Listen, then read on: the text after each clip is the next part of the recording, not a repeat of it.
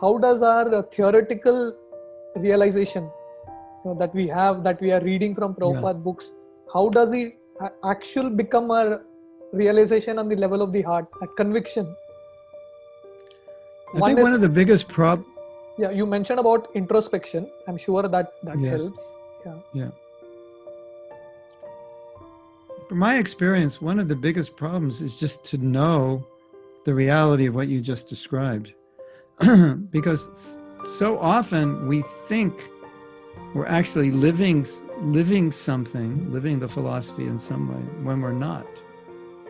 And so that's a huge obstacle, just to become aware. I'm sure you've seen this in yourself, you've seen it in others, where we're doing something wrong, and we'll correct that person, and they'll say, no, I don't do that.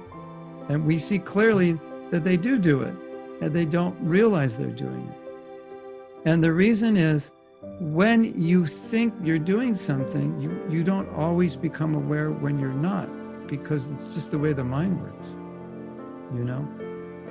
It's kind of like singing out of tune. If you don't realize you're singing out of tune and you think you are, no one can tell you you're not, because you're not. You don't have awareness of it.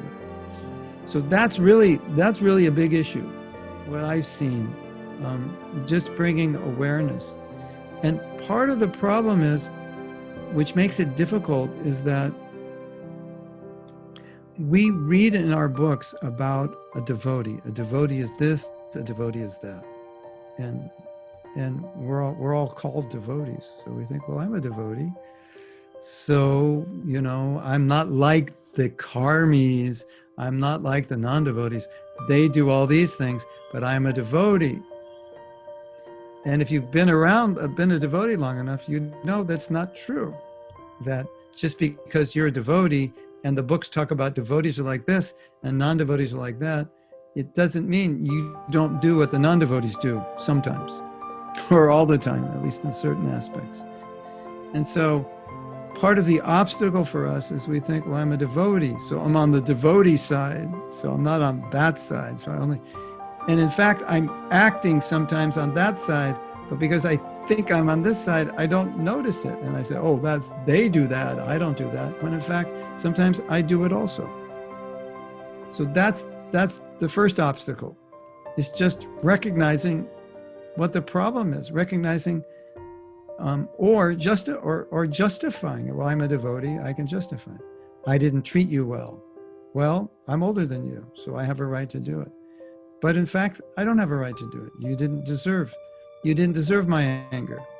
That was my fault, but I blame it on you. Well, you're just a younger devotee, so it's my prerogative. So sometimes we do that, you know, we take entitlement due to position. And then we make excuses for misbehavior. So we're not honest enough to recognize. Goes back to that other point. So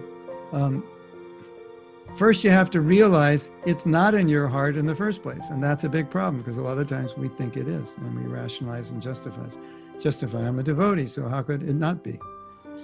So, you know, look at your life. Look at your life as if your life were on a movie screen, and watch it. And then you take some objectivity and you realize, yeah, there's a lot of things that are not perfect yet. There's a lot of things that resemble somewhat the activities of non-devotees. A lot of things sometimes, maybe not a lot, but some things that are maybe in some cases worse than what the average person does. The average person sometimes would be kinder than I am sometimes. That's hard to admit, isn't it? Because I'm a devotee, how could that be? But they've done research and they find that secular people tend to be more compassionate than religious people. Isn't that interesting? Because, you know, a small percentage of religious people are more compassionate, but about 80% of them are not. They're self-righteous and condemning and judgmental, more than secular people. So, you know, there are liabilities in taking up spiritual life, and this is one of the liabilities. It's pride, and it's thinking that I'm better because I have a spiritual practice. So, I think also what we can say is perhaps devotees need to realize more that their knowledge is insufficient until it's practiced. So as part of the learning process, not just intellectualizing and assimilating, okay, I understand what it means, I understand how it is applied, but really focusing on the last aspect. How do I get this into my life 24/7? One of the things that I find is problematic is that Krishna is giving us opportunities at every moment to live his teachings, but we don't always recognize it. We don't always see how that's happening. And then we go justifying mistakes, justifying behavior, which is not proper, instead of looking and saying, oh, what I just did, that means I don't understand what I heard in class this morning. My personal realization is, if you're going to actually understand what you're learning, there has to be some shift in consciousness. That's where the change takes place.